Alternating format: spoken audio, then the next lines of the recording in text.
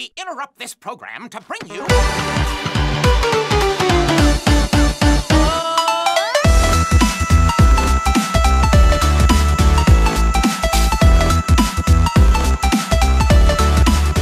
All right, everybody, welcome back to another episode of Real Guys Live, the only YouTube and podcast show you should be watching in regards to movies and television, everything you need to know for the week. My name's Kevin, and joining me are the greatest minds of the Real Movie Guys universe. Say hello to the camera, Adam.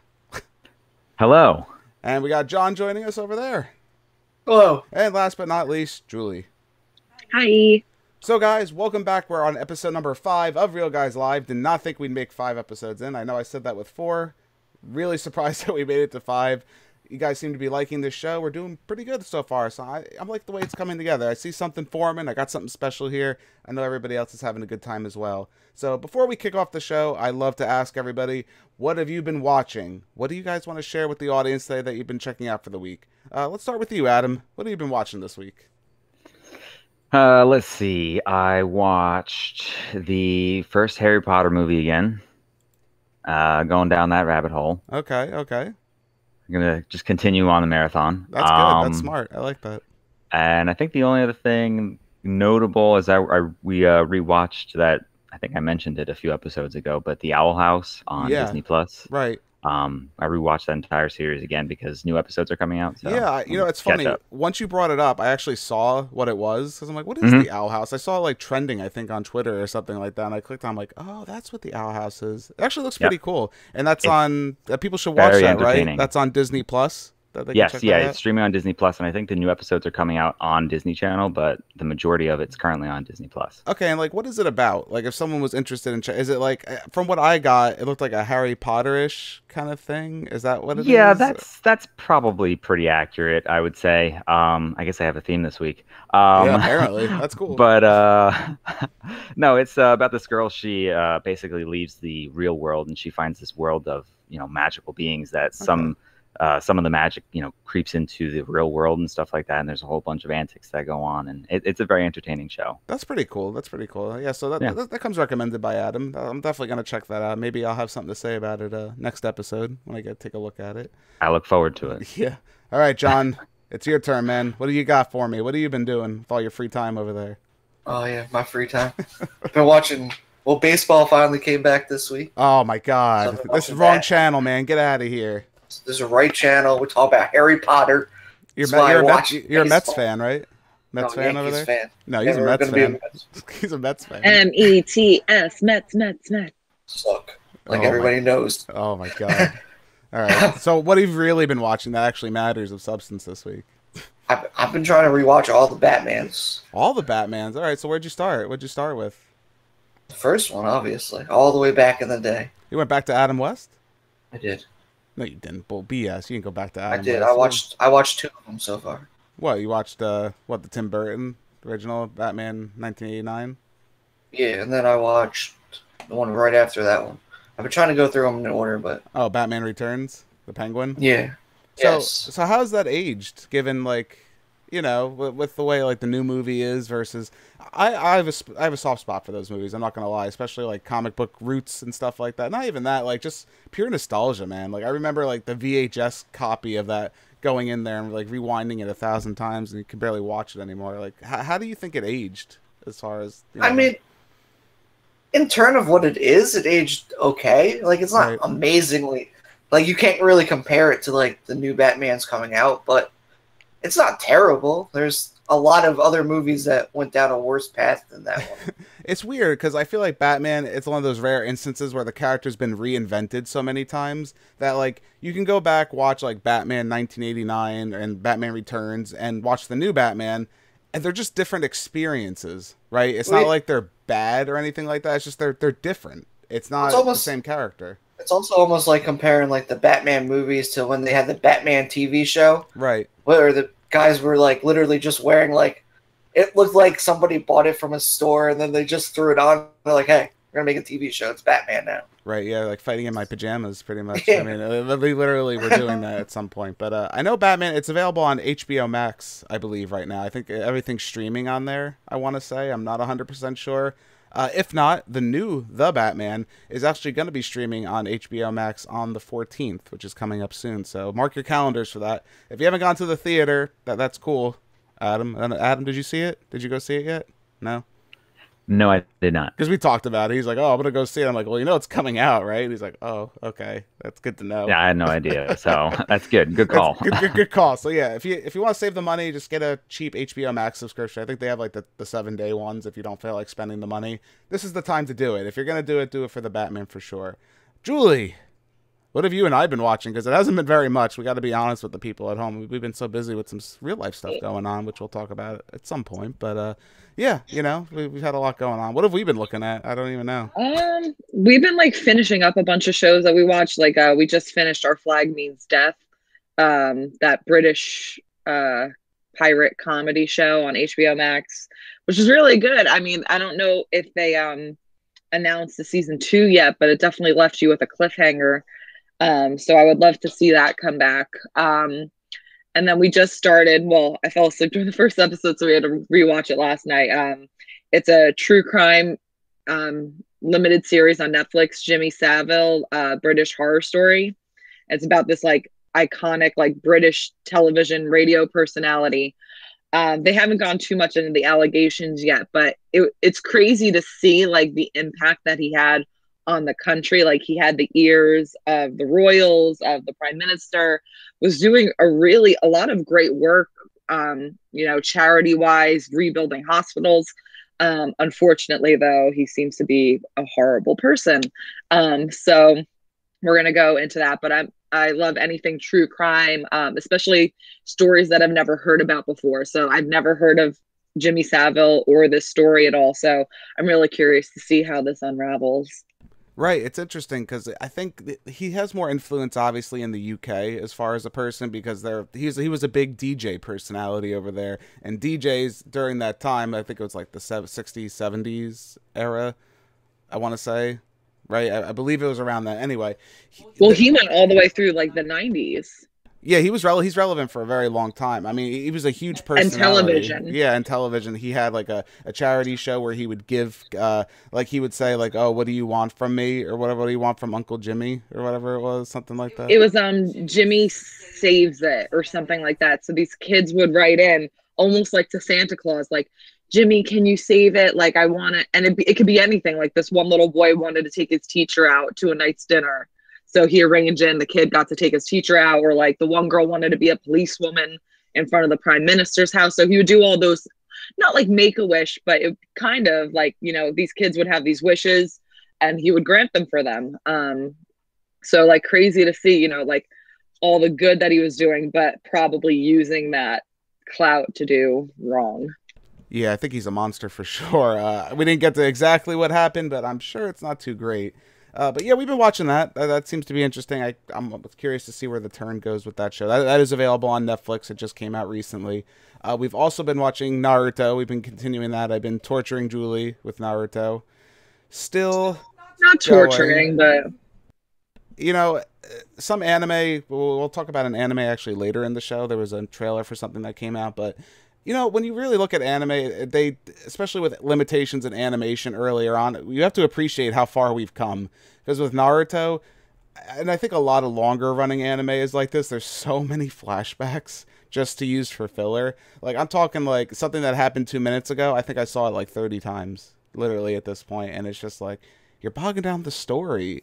And yeah, that sounds about right. Yeah, it's bad. And I've watched this half before. I haven't watched Shippuden as much. I've seen like bits and pieces. Like, I know what happens obviously up to the end, but like between there and then I'm a little like, I don't know what's going on. But Naruto, it hasn't aged as well. And some of that animation, like there's some episodes where it's like, wow, you really you outsource that. That's ugly. Which also the show gives us some of the best animation too. I think the animator of Wolf Children has a couple like really big episodes in there where he did like I know if you're familiar with the Naruto, Gaara versus Rock Lee, there's a fight animation sequence which is absolutely beautiful. Even to this day, it still looks absolutely beautiful. But it's a shame like the whole show's not like that. You get really like waning quality, which everything has, even Dragon Ball, me being a huge fan. I have to admit, there's some Dragon Ball Z episodes where you're like, yeah. Ooh. I don't want to watch that. But I've been watching something, and it's actually something we're going to talk about, and I know everyone else had to watch it because I told them. We're going to be talking about Moon Knight. First 2 episodes finally here. Mark Spector's back. Well, maybe Mark Spector's back. I've been waiting for this show. So, Adam, I know you're a huge Moon Knight fan. We've talked about this before. Yes, we have. We have. And so give us a little bit about Moon Knight, like in the context of who he is as a character. Like what are people expecting? Now the show's just started streaming on Disney Plus. We're about 2 episodes out as of the time of this recording. Well, I know there's a lot of comparisons to Batman, yes, being that Moon Knight is like the Batman of Marvel. Right. Which I guess to a certain extent it is true, I guess, but it's not. It's at not. all. It is. It's interesting. So Moon Knight's a character that's been reinvented a couple times at this point. Early Moon Knight, if you were to tell me, like, read his like first initial introduction and run, he's Batman. 100%. He's Batman. There's no doubt. Later, and I think more up to more recently, which when I was doing research just to take a look at some of the comics I've missed, because I only read really Moon Knight up until his introduction into Civil War. And I kind of like, I read a little bit of like Mark Spector's journey there and got some, information there. He's changed a lot since then, and I think it's for the better. And the show seems to be drawing from that. So let's just dive into the episodes. So episode 1, we got the goldfish problem, which I absolutely love. This pretty much introduces us to Stephen Grant, who is, presumably Moon Knight. We don't find that out really until the end. We're going to go into a little bit of spoilers here. Again, it's the first 2 episodes. I don't think there's any like huge plot damning things really at this point. If you've seen the trailer, it's you pretty much know what you're getting. And that's what these first 2 episodes give me so far. If anything, they don't give me enough information, but again, something maybe we'll talk about a little bit. But yeah, we're introduced to Stephen Grant, who's actually played by Oscar Isaac. I really like the introduction to this character a lot. Oscar Isaac steals the show for me. John, what did you think of Oscar Isaac so far? Again, just we'll go by, the first 2 episodes. Again, we have the goldfish problem, and I believe episode 2 was, I'm totally prepared for this, Summon the Suit, which we'll talk about both. But what do you think of Oscar Isaac as Moon Knight? Are you buying this character? What do you think? Yeah, I'm buying it so far. It's when I first started watching the whole first episode, I was kind of like confused too, because it was like a interesting way to start it, and then like I always feel like first episodes of shows, they try to put all this new stuff in, and then you're just kind of like confused. So it takes me a little while to get through the 3rd episode to understand it. Right. But it seems good so far. Like it was a lot to take in, and a lot of stuff like I don't know yet. Right. So who is this for? I think that's going to be like the ultimate question that most people who, come across our channel, or even come across Moon Knight, want to know. Do you have to be a Marvel fan to love this show? I don't think so. Not, at least not necessarily yet. I mean, there's like a little bit of tie-in here and there, but it's not real. I feel like it's the most separated out of everything we've seen from the Marvel Universe, which is good. I think we need a little bit of separation. I can't miss you if you don't leave, as they always say. I need a little bit. I need a little bit of space. I need my time.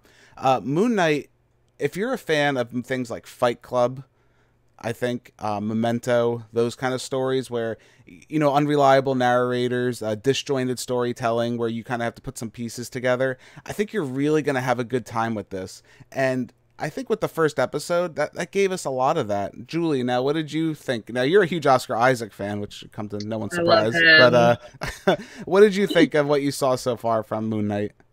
Yeah, I mean, I have really no knowledge of the character of Moon Knight other than what you've told me. Oscar Isaac, of course, steals the show. He did a really good job. I love his comedic timing. It's not over. Like, I know, Kevin, you mentioned you didn't really like the comedy. I felt like it was just the right amount compared to like the usual Marvel quippiness. Because Stephen Grant, at least, is supposed to be quirky and awkward. And it's really interesting to see that shift between Stephen and Mark. And you're like, all right, Mark means business. You don't want to like mess around with Mark. The first episode alone, we were talking like so much happens in that first episode from start to finish. I really like, sometimes I have to think, wow, that was only 1 episode of television. Like, you get introduced to the character, but then you're all over the map. A lot of action, a lot of character introductions. I'm really curious to see where it's going to continue to go now, after the second episode, summoning the suit. But I'm really enjoying it so far. I think it's a lot of fun. I like that it's going to be taking us to different places that we haven't really gone to in the Marvel Universe. I don't know. I'm trying to be careful of spoilers, but I'm really enjoying it so far. Yeah, there's a lot to talk about, and I think we should be clear, too, also. So, the show starts out with a character called Stephen Grant. That's who we're introduced to. Mild-mannered guy, works in a museum, a little off, a little funny, a little meek, I like him. I like his character a lot. We get introduced to him, and then we start to find out he's got some weird quirks, right? We start to see he ties himself to the bed at night. He tries not to fall asleep. This character, he's trying to stay awake the whole time, doing whatever he can to stay awake. And whenever he falls asleep, something crazy happens where he ends up in another location. There's one where he ends up with like blood all over his fist, not knowing. There's a transportation scene where he's taken to a whole nother country. It looks like his jaw like dislocated. Like, what happened? And we see this throughout the entire show, which again, I know I made the comparisons to like Memento and Fight Club. There's a reason that I made those comparisons. It is those. It's definitely taking heavy inspiration from this.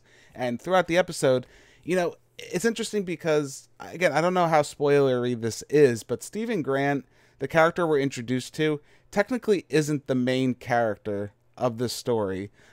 Again, whether or not that's going to change, I don't know.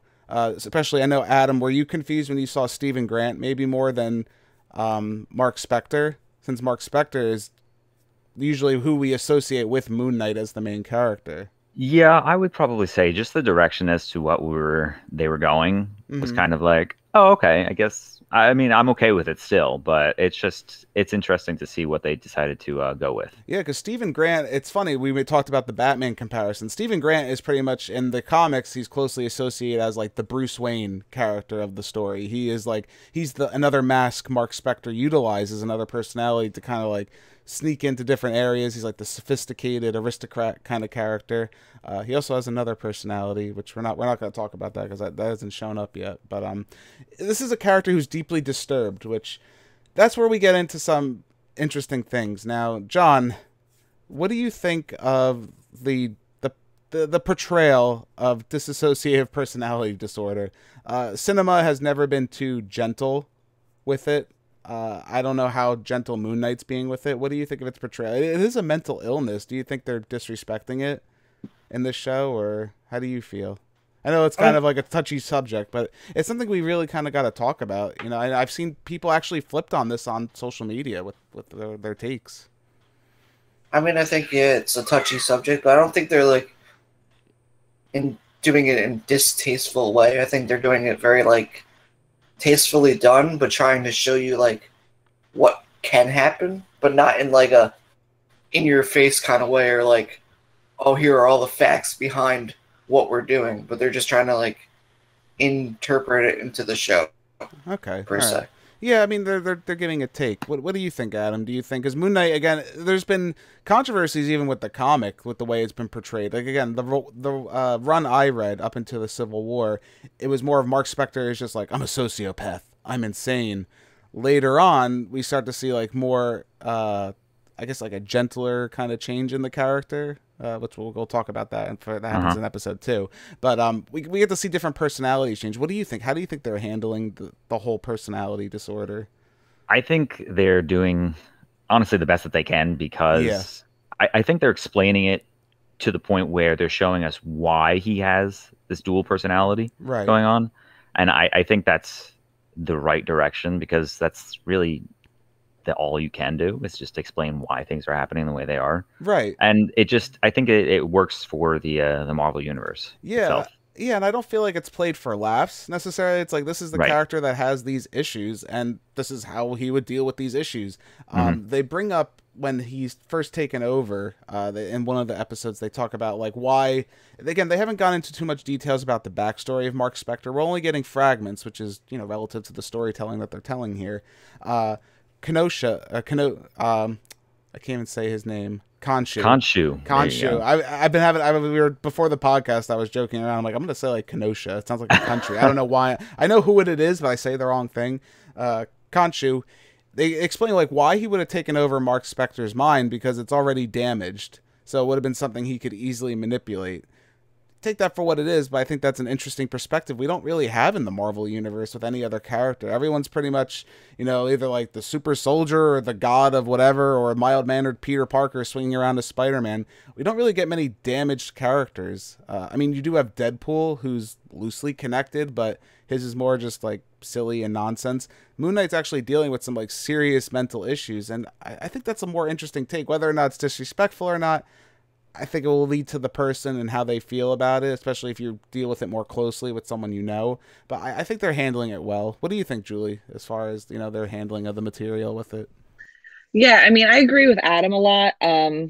This, you know, I think they're doing the best they can. And at this point, I feel like I'm more preoccupied with, and I know Adam just said the person's name and I can't remember how to say it now. The God. Khonshu, thank you. We all have a hard time with Khonshu. It really is. So you have Steven and Mark who have, you know, DID, and then there's Khonshu on top of that who's really pulling the strings. So it gets blurry really as to like who truly is in control. I think, you know, it's doing it a little bit more tastefully than the movie Split. I know people like talk about that. I mean, that's based off a true thing, but like, you just have these two personalities at this point, and they are conflicted. They are fighting for control. Especially like once Steven kind of realizes that, okay, I am sharing my mind with another personality, like a lot of the pieces get put together. I think, not that it makes him feel better, because I definitely don't think he's in a great spot right now, Steven. I think it helps, you know, make things have a little bit more sense as to like, all right, I'm not truly just crazy. Like there's a reason why these things were happening to me, why I had this lost time. It's because someone else was taking over the reins. And I'm curious to see how that gets further developed.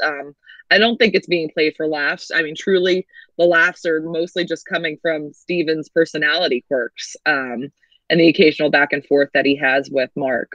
Right. That's a key difference that I think we should make, where it's not necessarily, the disorder is not being played for laugh. It's the characters themselves, their actions, their motive, you know, what they're doing. That's the laughter, not necessarily, not the disorder.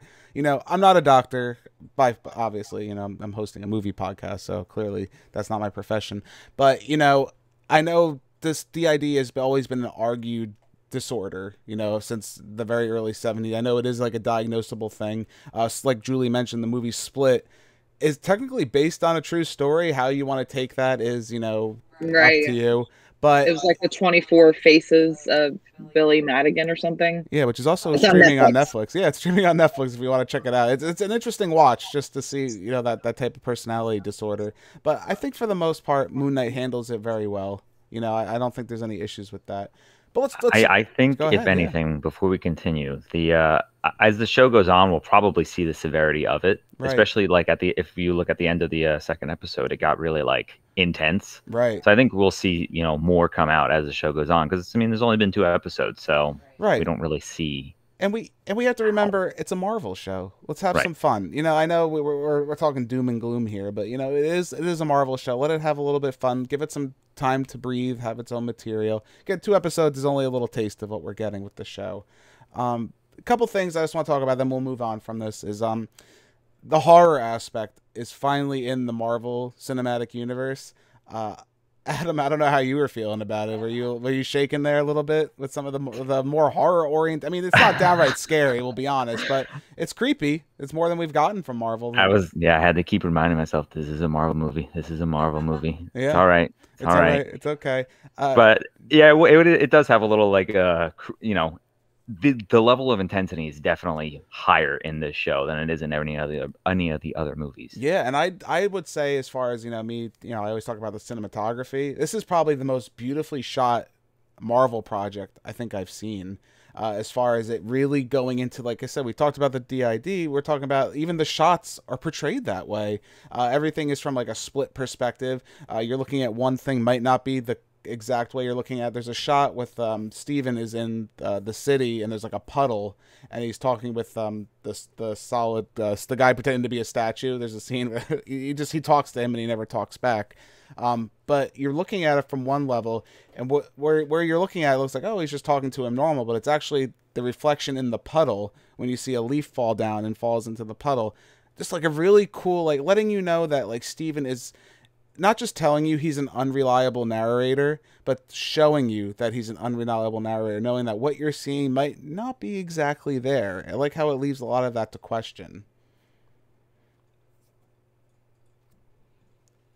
Yeah, a lot of the shots were really cool. The play, playing around with reflective surfaces, the mirrors, the puddles. I really like, there's one scene where Steven and Mark are having an argument as Steven's now putting the pieces together, and Mark's, fighting for control, telling Steven to take a back seat, and Steven finds a gun in Mark's bag, and you can see the reflection of Mark's eyes back at him talking. And like, that is just really intense, really great use of the visuals during their argument. Even circling back to the horror, like there were some creepy parts to this. I know the CGI was definitely iffy, but that scene in the storage lockers as the lights play, it reminded me of Resident Evil with that big guy that chases you constantly all over the place. Nemesis. Yeah, Julia. Yes, Nemesis I know. Nemesis scared the crap out of me watching you play the games, and that gave me Nemesis vibes. Even the jackal in the museum when it was. I hate anything that can like crawl up on ceilings and stuff like that. That just freaked me out. So really beautifully shot show. You could tell like the amount of thought that gets put into each scene, which is really cool. I'm very excited, especially now that we're going to a new location in Egypt to see like, what they play around with in that setting. Right. I think this is, again, it's one of the most beautifully shot Marvel shows as far as anything I've seen. Very, very interested in showing like context clues to the story. Marvel always loves to throw Easter eggs in. I think this show, maybe more so than any, uses them most effectively, where they're not necessarily like, oh, remember this Marvel character? It's more like a little clue to the story. Like, Steven gets a postcard from his mother, but Mark hasn't talked to his mother in years. Or the goldfish, he has a goldfish, which is like Nemo from Finding Nemo. He's got like a little fin. He's there. He comes back like another day. He's fine again. Like, what happened? And then he goes to return the goldfish, and he finds out like, oh, well, you came back and got another one. Who's to say? It's very interesting. A lot of his conversations are one-sided, which I also like too. You see a lot of Steven just talking to inanimate, like the statue guy I mentioned before. He never talks back to him. He just talks at him and kind of rationalizes his own thoughts, which again, very different for a Marvel show. It's not something we've seen. But Julie did touch on something which I have to talk about.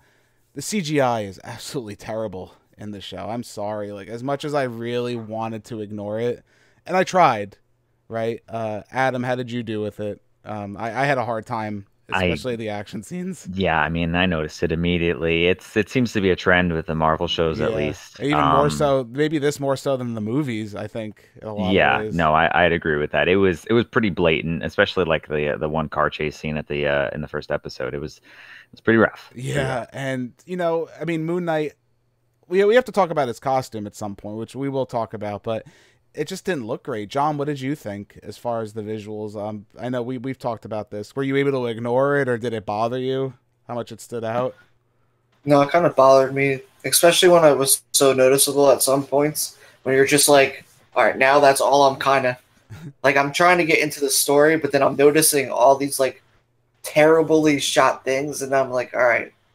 Like, especially some scenes with CGI were just like, well, so blatant. Yeah, let's talk about the second episode, John. So for the second episode, we see Moon Knight battle the jackal dog. Well, we kind of see him battle the jackal dog. It's invisible the whole time.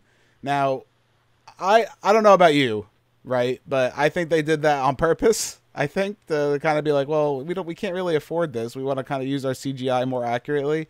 Do you think the jackal choice was done just for budget reasons, just to make him invisible?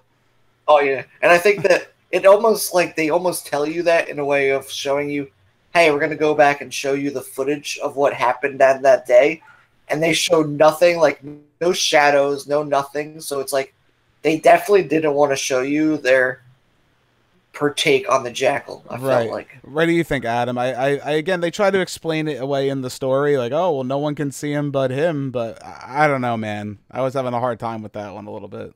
Yeah, I know. It's like in the second episode when he's like fighting the jackal and I he's like couldn't. the only, yeah, and they don't even like, they barely show the fight. No, they don't. Yeah. And They, it's funny when they slam him into the car. They slam Mr. Knight into the car, which we're going to talk about. yes. You see, like the car looks fake, which is fine. I'm okay with that. You could tell like the car was like light as hell when they threw him into it, Hmm. but there's nothing there. Like, come on, guys. Even when like they're CGIing him in the fight against nothing. Like Right. that bothers me a little. Like, I'm sorry. Like, I'd rather it look cheesy with practical effects versus what you're giving me here because it looks pretty bad. Um, let's talk about Moon Knight. So the character, there's two costumes to the character of Moon Knight. Now, Mr. Knight seems to be breaking the internet a little bit. I know a lot of people are really in love with this character. I'm actually not that familiar with him, believe it or not, because again, when I was talking about where I've read with Moon Knight, I kind of stopped before the iteration of the character came up. Now, Adam, are you more familiar with the Mr. Knight persona? I am. Okay. Um, I think a lot of people are upset because that's not, and at least in the comics, that's not how that suit works. That's what I understand too. Yeah. It's just another persona of Moon Knight Right. that we're given. How Right. do you feel about it? Are you open to it? Are you I was fine. I was like, okay, yeah, give Steven, some credibility. I liked how it gave him, more confidence because at this point I'm like, I'm on Steven's side and I want to see him succeed. So I was okay with it. Yeah, I'm interested. I mean, I can only go by. It doesn't maybe offend me as much because again, I didn't read the source material. If I read the source material, maybe I'd be a little more Right. inclined to be offended by it. But Mr. Knight, from what I can tell in the comics, is more of like the detective kind of go-to gentleman fighter character, and obviously he's now the comedy act in the Moon Knight show where he's what is he? A messed up Colonel Sanders, something like that. He called him. Yes, yeah, something like Fucked that. up Yes. Colonel Sanders. I think that's Yes. what it was. I know, Julie. I know you were going crazy for this one when this one came up, and you don't even know the character, so that's kind of I funny. don't. It was so great. And then just like the more you find out about it, the better it gets. Like I think you showed me I'd like, when he does a superhero landing and then he just falls over, and that was like an Oscar Isaac improv or, input. And like Adam said, you root for Steven. So to see him have this confidence boost and he's doing his little, light as a feather, and you're like, good for you, dude. I just saw a Twitter thread earlier where I was dying because, like, we had those promo photos of Mr. Knight and he's got his sleeve rolled up and he's looking all intimidating. And someone tweeted, like, oh, you had us thirsting over Mr. Knight. And it turns out it's just fucking Steven. Like, I'm like, I love Steven. Like, I don't know. Even he makes the comment when he's talking to Mark, like, oh, just because you're more handsome. It's like, you're the same person. You're both equally as handsome. Yeah, I think that contributes to the whole show as well, where they're the same Right. person, but they have different confidence levels. Yeah. It's the confidence, the persona, the charisma. But I love Mr. Knight. I like, it makes sense. Mark has his Moon Knight persona and Steven's going to have his, equivalent. And they're going to be different. They're going to have their personalities reflected into it. So I thought it was fun. But again, I have, zero comic connection attachment to these characters. So I thought it was fun. Yeah, I agree with you. I agree. I have zero attachment, so I thought it was fine. I could see why someone would be upset. 100%. I definitely could understand why. When your serious character is now a comedy act, it kind of hurts. Which, I have an issue too. So with Moon Knight, I love the Moon Knight costume. I think it looks really cool. Again, the CGI just is horrendous. Really, with it, I think is unfortunate. They try to hide it with motion, the masking of night. It's hard, right? I mean, it's really hard to hide it. But maybe even more so, which I think there's a lot of irony to this. I don't know if anyone else is seeing this. They tried to make him less Batman, but now when I look at his face, I see Deadpool. It's like identical to the Deadpool mask, unfortunately. I don't know. I guess there's really no other way to go about it because they do have similar masks. What did you think, Adam? Were you seeing some Deadpool vibes with the facial, Yeah, it was just usage? at least with a lot of the movements that he was doing too, and the size of the eyes, they pretty much match up exactly. So yeah, I agree with that. Yeah, it's hard to unsee, unfortunately, which it's hard, right? I mean that's the Right. character. I think it's cool. I like the glowing eyes. Some people have said, oh, why didn't they do Batman like that? Because a lot, Batman always has a lot of the hero Mhm. costumes have like the clear white eyes. it doesn't always work. And I think in Moon Knight's case, it does work very well. Deadpool, Right. it's worked as well, where he's more of a comedy act. But in Moon Knight, they did a good job. The costume's cool, though. I know I said I don't like I like the CGI, but I like the way it comes together too. It like stitches itself together. Like you see like the armor plates like move underneath. Very fluid, very cool. It's just the CGI is not there for it. So what do you do in that instance? Do you do like a transformation sequence, like record it once and then do it like, pull like an anime style Sailor Moon where you transform, you got to find something to do it better, and unfortunately I don't think Moon Knight has that. But what it does have going for it, like we said, I think the horror aspects are really good. The acting portrayals are great. The only other character we really get in the show is we do get Ethan Hawke making his debut into the Marvel Cinematic Universe. A lot of great mystery, a lot of great questions going on there.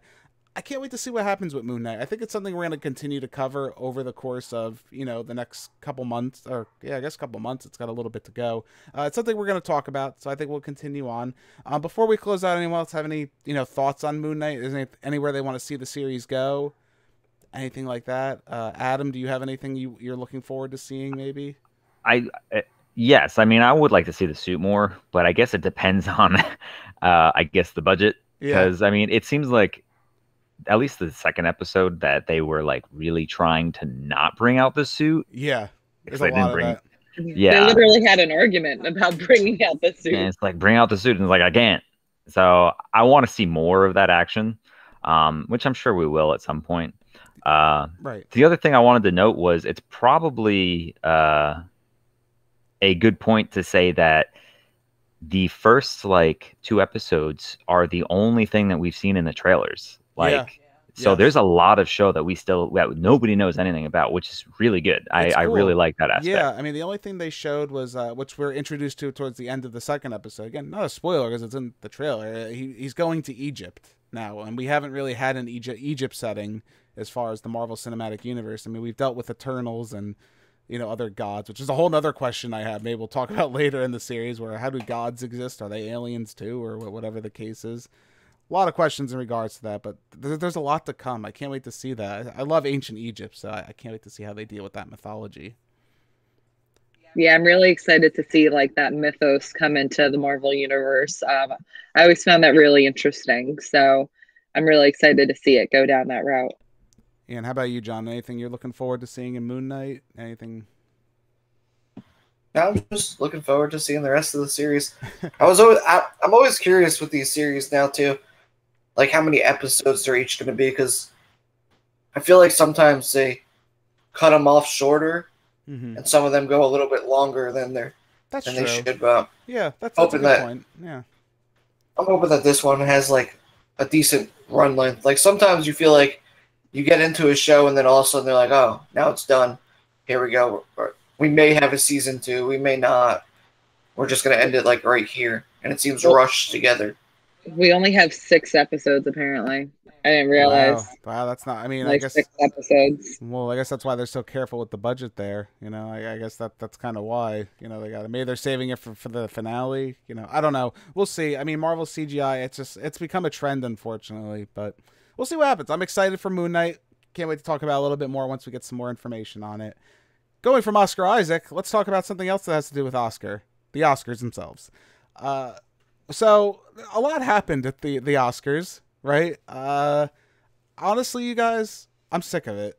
All right, Will Smith smacked Chris Rock, right? We all know what happened. I don't know what else really is to say. I feel like we're losing the point of what the Oscars are. The Oscars were the award show to celebrate all these movies that won, and here we are just talking about Will Smith slapping Chris Rock. Wait, other stuff happened at the Oscars besides that? I know, I can't. That's all it feels like. It makes me. I'm sick of it. I'm really tired and done with it. We should just talk real quick about it though. So, the Oscars, Coda won Best Picture, which I think is really cool. I haven't seen Coda yet. It's definitely on my list of movies to check out. You can check it out right now. It is available on Apple Plus, I believe. That's where it is streaming. It also is coming out on physical release, so that's exciting too. Coda won Best Winner. Best Supporting Actor was really cool for that to win, especially for our Star Wars fans out there. If you're interested, he was actually I'm sorry, I gotta pull up my information here. I believe his name Troy Kotsur, who won for Best Supporting Actor. He was actually one of the Tusken Raiders in The Mandalorian Season 2, and he kind of helped create that sign language that they used. He was actually one of the main people that was used in, conveying the language of the Tusken Raiders, which I think is awesome. Like, are we not celebrating how cool that is? Instead of talking about Will Smith, we should be talking about something like that. That's really cool, and just nice to see. I was impressed by that when I heard that. I thought that was really cool. But my main thing is, so besides the Will Smith slap, we also Dune clean swept the awards for the most part, which I'm happy about. You know me, I love Dune. Was one of my best movies of the year. It didn't win Best Picture or any of the acting categories. I don't know how you guys feel. I feel like this might be like a Lord of the Rings situation. Like maybe they're waiting for the end of the story. Once we get part 2, I can maybe see the awards starting to come out as far as maybe in the acting picture category. I don't know if anyone else gets that vibe. We could see that maybe. I know Lord of the Rings was the same way, where they were like, no, not this year, not this year. We'll give you everything, but when your series ends, then we kind of give you the big award. So we'll see. It's interesting.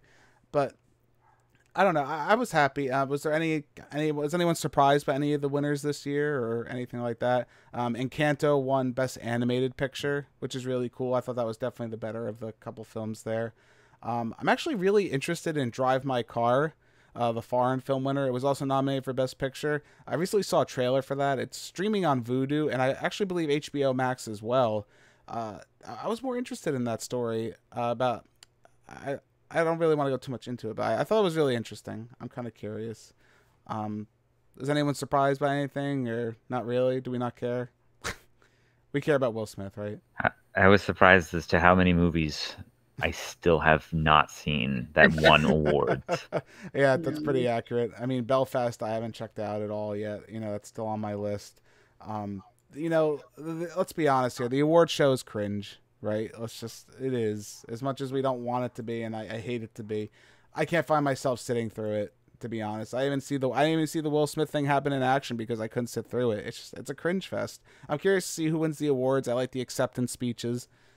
The other stuff in between, like Amy Schumer cracking jokes that she supposedly stole, maybe didn't steal. I don't want to hear that, man. Like, that's not for me. I know that's for Hollywood so they can get their rocks off, but I'm not really interested in that whole scene. But I guess we should talk a little bit about Mr. Smith. So he did win Best Actor, which, he probably did deserve. I didn't see King Richard, but I've heard nothing but good things, which I still do plan on checking out. I'm not going to not watch the movie because of what happened. But his punishment here is he's banned from the Oscars for 10 years, but he could still be nominated for Best Actor and win Best Actor. I just want to go around real quick. Oh God, John's shaking his head up there. John, we're gonna start with you, man. What are your thoughts on this whole thing? Is it stupid? Should I just been a plain ban? What do you think? Does the punishment fit the crime? We're having a little trial here. Listen, I don't think that we have to worry about Will Smith showing up to the Oscars and for the next 10 years anyway. He's never going to win.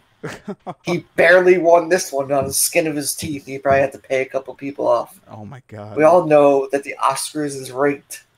The whole thing is a big stunt. And the fact that they had Will Smith sitting in the first row by himself with his wife, and that's like the only people within 100 miles of them.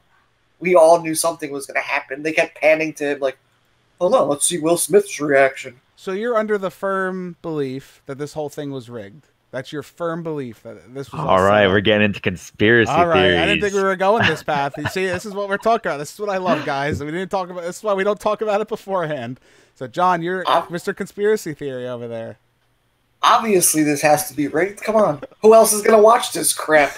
Next year, nobody's going to watch this. Oh my God! Bunch of rich people talking about crap that we don't care about. Okay, all right. Let's get a couple slaps in here. Get a couple slaps, get a couple views. Adam, you think? What do you think? You think this is rigged? Listen, man, I've seen the evidence. They're both smiling immediately after the slap. Is it an awkward smile though? Like if I went up to you and smacked you in the middle of like a bunch of people, like how do you react? You know what I mean? Will Smith wasn't smiling after. Chris Rock was. Yeah. I don't know. I can't tell. Well, Chris Chris Rock was smiling because Will Smith smacked him like a little bitch. Well, right. He couldn't believe that he just got smacked by Will Smith. I can't even do this right now. Yeah, it's one of those things. I'll be honest with you, John. I'll be honest, 100% honest with you. I thought it was fake too, right? Like the initial act, like when you see Will Smith go up there, he hits Chris Rock. Like, all right, this is fake. This is all part of a scene. Why I don't think it's fake then was the follow up, which is the greatest meme ever on the planet right now. Is keep my wife's name out of your MF mouth. Like, okay, I don't think that was staged. I don't think when that follow up, I don't think was staged. He could say he took the slap. You can look at it from different angles. Oh, he took the slap. He was right bracing himself for it. I don't think that's staged, man. You think that you really think that's staged? That's why he won an Oscar for that moment right there. Exactly. He didn't actually win it for King Richard. He won it for that acting right there. I don't know. He took the fall for the award, basically, right? Is that what you're saying? Yeah. Okay. 100%. It's interesting, this whole thing. But what do you think as far as let's go on the hypothesis here. This is real and this did happen. What do you think of the punishment, John? 10 years? You think he just should have been a permanent ban? You think 10 years is fine? I mean, it's not even a big deal because he can still win. Well, yeah, that's why it doesn't really make sense. It's like, oh, sorry, you're not allowed to our party anymore. It's like another one of those royal elite kind of things, like, oh, you can't come dress up to our fancy gathering anymore. Yeah. He's not going to be there in 10 years anyway. He's going to be like 60. Yeah, the Fresh Prince is dead. Oh my God, Adam, what do you think, man? Where are you falling with this? Do you think punishment fits the crime? I don't know. I genuinely don't. Because especially like what happens somehow, some way, if he ends up winning, how awkward would that be? But like, this is for Will Smith. Obviously, he's not here right now. He's on a Zoom call. We'll just mail it to him. Yeah. I don't think it does either. I'll be honest with you, Julie. What do you think? What are you on the fence? Think it fits? What do you think? He should be banned and unable to win awards, which I'm still very confused because I know before the Academy even banned him, he withdrew himself, which made me think that he was withdrawing himself from receiving nominations. So if he can still win an award, then who cares? People who are nominated choose not to show up just because they don't feel like going. You know what I mean? So then what's the difference? And it's just crappy because, again, like we're talking about this when there were some really historic wins and those people's night just got overshadowed by the slap. But, my thing is, who knows if he will even have the opportunities to win those awards, because it seems like every project he was attached to is dropping him. Yeah, we've seen that a lot. The new Bad Boys, which was actually the first review on this channel, funny enough. Me and John did the Bad Boys movie.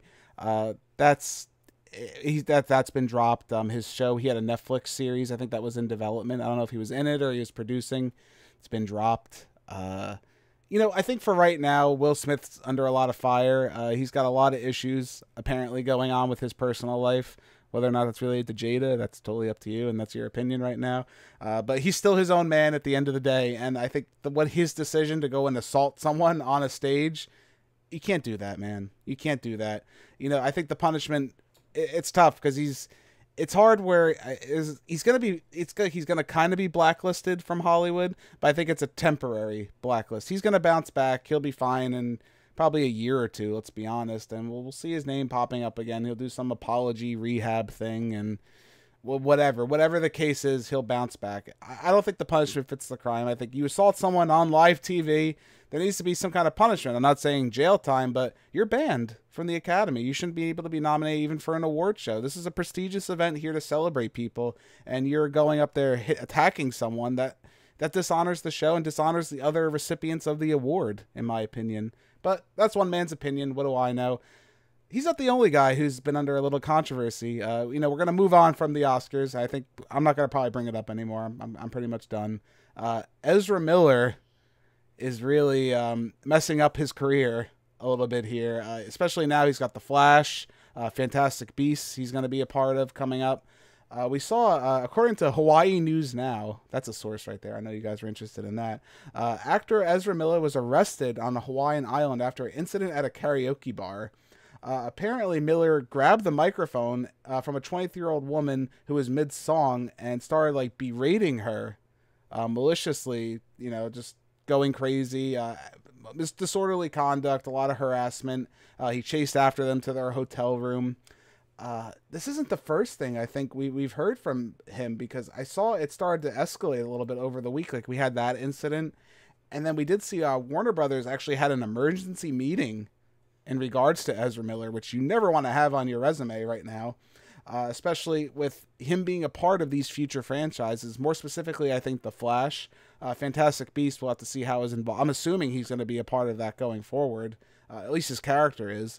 What do you guys think? You know, are you this Ezra Miller stuff? You know, I know there's not really much to talk about besides it is what it is. You know, he's acting up. Do you think he should be taken out of these series? Adam, what are you thinking? Should we just cut ties while we're ahead? You know, it's tough, especially with The Flash coming out. It's been in developmental hell for like years, and now all this is happening, and you have a star that's unreliable. What do you do in this situation when this happens? I'm on the side of the people that want the TV show Flash to replace Ezra. Grant Gustin. What is it? Yeah. Yes, that's it. Wally West should replace him. Yeah. I'm a firm believer in that. Firm believer. I was a believer in that to begin with. We should have just did that. I don't know why. Yeah, that's true too. That should have never have been a discussion. It just sucks, right? Yeah. It really does. You know, and a lot of it, I don't know. It's hearsay. I don't want to claim that I'm a source or anything like that, but it's been said that Ezra Miller's, the reasons for the Flash delays have a lot to do with his antics on set, whether it's not showing up, being intoxicated, whatever the case may be. It sucks. I think it sucks for fans of the Flash, because I thought he did a pretty decent Flash. Take what you want out of Zack Snyder's Justice League. Not my favorite one personally, but he did a good job, and I wanted to see where they went with it. Now it kind of like loses taste. John, what do you think? Should the studio cut ties with him? What do you do in this situation? I think you just have to cut ties. You have to cut your losses where they happen, because a lot of the times with a lot of these things, one little incident happens, and then it leads to more serious incidents, and then this goes with big studios when they have things that like this happen.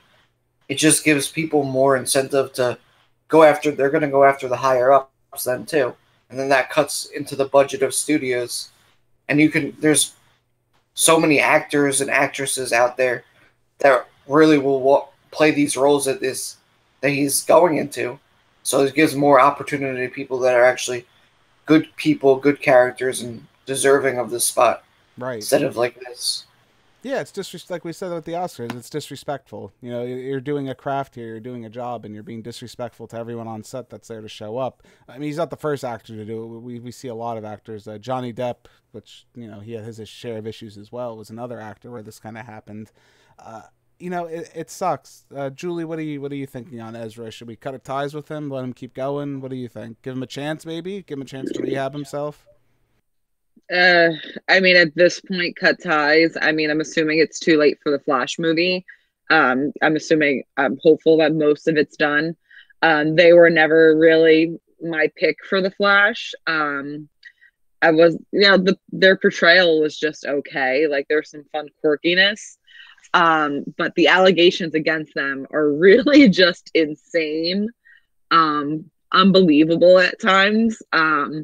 And again, it's never an excuse, but these are things that you typically hear of from more well-known, regarded actors like Johnny Depp, Will Smith now, where not that they have an excuse, but they've had their time in the industry, they have their fame. Most people, if you go, oh, who's Ezra Miller? They're going to go, who is that? You know what I mean? Like, right. So for them to feel like they have like that clout to just do whatever the hell they want. Again, nobody should be doing that, but they need a real big reality check. And I think, you know, after whatever projects they have come out, like, I wouldn't be surprised if they didn't get any more work.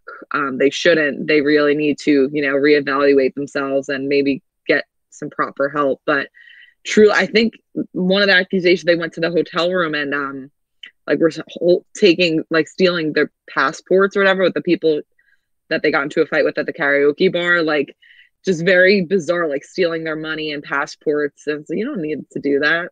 Like, what's going on here? Obviously, they had an issue going on there. Very Right, highly absolutely. drug intoxicated, whatever the case is. There's obviously a problem. Right, there. there's some severe issues. So my take is, I feel bad for the studio. This is one of the rare times I feel bad for a studio where you put somebody on a pedestal and now you're kind of stuck with them, for right, at least for the meantime. And the people that worked on the project are punished as well for this actor's mentality because they're the face of your movie.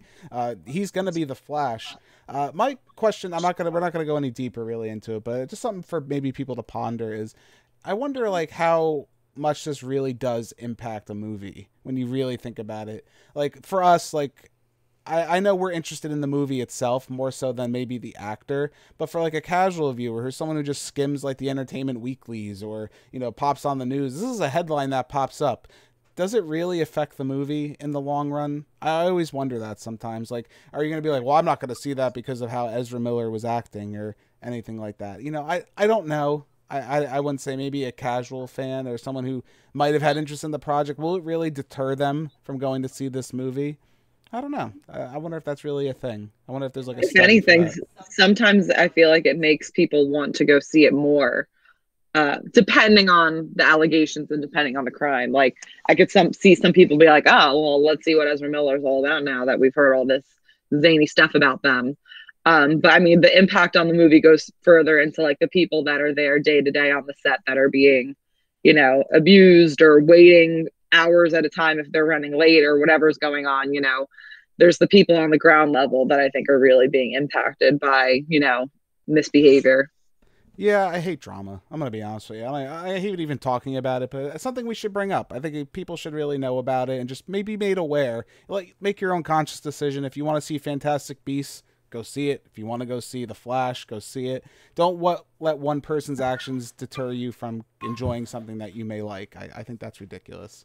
But go ahead, John. Before we totally move on from this, I feel like this is another one of those things where we don't see exactly what's going on behind the scenes with these actors and actresses, right? And how some of these actors and actresses feel so entitled to their, like, when they get a big role, then they feel like, oh, now I am above these people. So, like, say just the people that are helping them on stage or through the camera work, they feel like they're so much bigger than them that they feel like they can go out and do this kind of stuff. And even if like this was a one-time incident where it's never happened again, I feel like some people are going to come through this and go, listen, this happened to me on a certain set with him too, or something happened in this way. So I feel like you have to nip it in the butt before this stuff becomes way too much. Yeah, I 100% agree with you. I think we need to do something as far as that, which actually funnily moves right into my next topic. So a big discussion that happened this week, and I am so excited to be talking about this, is it's method acting has been a thing in Hollywood for some time, right? We've seen some actors pull it off excellently. Some actors, what the hell are you doing? It's a really two-sided project. So we have two takes on this, and I love how they relate to each other. So the first one is Jared Leto, who was in Morbius, to everyone's dismay at this point, which apparently seems to be one of the worst movies of the year. You mean more BS? More BS. Oh, this guy with the jokes. I love it. I did have something else to talk about Morbius, which I want to address before we jump maybe into this, was the director had no idea that there were Spider-Man murals in the trailer for Morbius, and then they were removed once the movie actually came out. Does anyone else think that's absolutely hilarious and sad at the same time, that the director didn't know that about his movie? Just more evidence of studio interference. Yeah. What a sad director. Doesn't know what's going on with his movies. Yeah, I mean, I hate to say it, like, it's really, the handling of Morbius has been an absolute dumpster fire from beginning to end. I didn't even see the movie, and I do want to see it, I think, at some point. I'm going to check it out. It's probably later rather than sooner. But, man, it's just a mishandling. And then you have this. So Jared Leto was so committed to playing the character of Morbius that he actually used crutches and would slowly limp to the bathroom. P-breaks started taking so long that a deal was made for him to use a wheelchair just to speed up the process.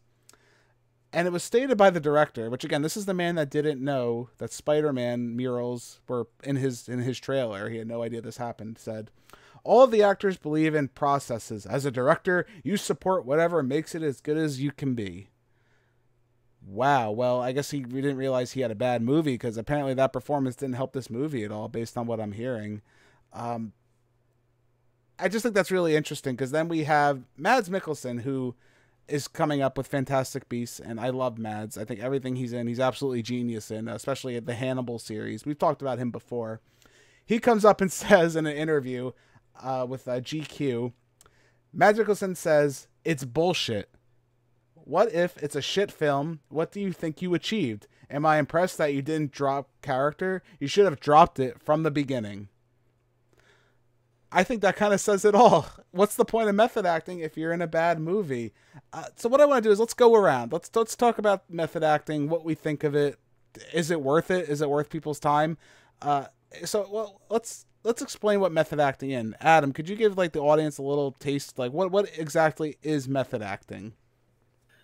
I mean, it's pretty much just assuming the role like that you're going to portray is, actually true. Like you are the character that you're portraying. Right. So like a good example would be Jim Carrey, right? Mm-hmm. As we all know, Jim Carrey. Julie, who did Jim Carrey play? She's nodding her head. Well, I know the name of the movie's Man on the Moon. He played my first mind is the alternate personality, which is Tony Clifton. Which is, I love how his method acting encompassed two different personalities. Andy Kaufman. Andy Kaufman. Yes. I gave you the ball and you dropped it. See what happened? I know. Tony Clifton, Andy Kaufman, and Tony Clifton. I do Tony Clifton impersonations around the house all the time. Yeah, so notoriously what happened in this movie, for those unaware, is Jim Carrey pretty much assumed the identity, going around pretending to be the reincarnated spirit of Andy Kaufman and terrorizing everyone on set with all his antics, his jokes, his nonsense, just literally pretending to be him every waking moment that he was on set. It's documented, and there's actually a really good documentary on Netflix you guys should check out if you get a chance, where it shows just how terrible this process was and how much it impeded them making the movie. Now, Adam, we have Jared Leto pretending to be Morbius, who has to use crutches and then a wheelchair eventually just to use the bathroom. Is that really helping his performance on screen as a vampire? I mean, yeah, movies aside, I just don't see how, like, there has to be a separation. You have to understand, I would say, between, real life and portrayal. I just don't think that would have helped him at all. No, right. So I kind of like Mads' perception of this too, where he's just like, if your movie ends up being bad, what was the point of all this like detailed work that you've done into it? From what I gather, he's more of an actor where it's like a switch. He's like, all right, I'm in the scene, boom, I got to put on my mask, go in, do my antics, turn it off, come out. He's just him again, which I think should be the case for most actors. Wouldn't you agree? He obviously understands that separation. Yeah. So do you think there is any merit to method acting? What would you... It's tough, right? Yeah, I mean, to a certain extent, yeah, I do think so. Because it's like, it depends on what the role is. And then if I was to go do something, I would want to know how to properly handle a situation. But, to go to a certain extent of like, all right, I have to go to the bathroom, let me be that character going to the bathroom. I don't know. It just doesn't make any sense. No. Now let's talk about one. There's one that I always think of that actually worked, in my opinion. Was Christian Bale is most famously known for his method acting, which he was in American Psycho, which I absolutely love that movie. His Patrick Bateman, he pretty much stayed in character most of the time in that movie, to the point where he physically changed his body to be the character. He's done it a few times with The Machinist was another movie where he lost all that weight. It's just funny because people always talk about The Machinist, but they never actually seen The Machinist. I think that's kind of a funny situation, but that's just besides the point. It's one of those things where he stayed in character so well, but I don't know. I don't think he was being a dick to other people on set. I didn't hear stories of anything like that. He kind of became consumed by the character, but he didn't take it out on other people you were working with where it was causing issues on set. I think that's where I have the issue with predominantly with method acting. What do you think, Julie? Now, are you on the same camp with that? Yeah, definitely. I remember, I forget what we were watching, but it was people on the set of American Psycho were talking about Christian Bale. And like, he would just do that thing. He would be having a conversation with you and be laughing, but his eyes were like soulless, which like he was still in character as Patrick Bateman. But again, he wasn't like directly impacting the people around him. And I mean, maybe I'm just missing stuff, but I don't think Christian Bale goes around bragging that he's method acting. Like, he just does it. And other people tell you that he did that. Where like Jared Leto has to announce to the world that he was so deep into his character.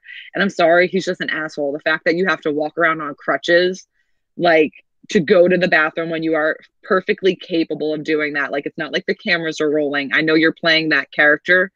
Again, when we see the movie, I'm very curious to see how much actual screen time he is on those crutches for, where he felt the need to be in character. Then why don't you go sleep in a coffin and pretend to be a vampire? If you really want to be that method acting, stick to the vampire side instead of like trying to pretend to be disabled when you're not. Like, again, I know that it's the separation of, you know, performance versus real life, but that's a time where you need to separate a little bit.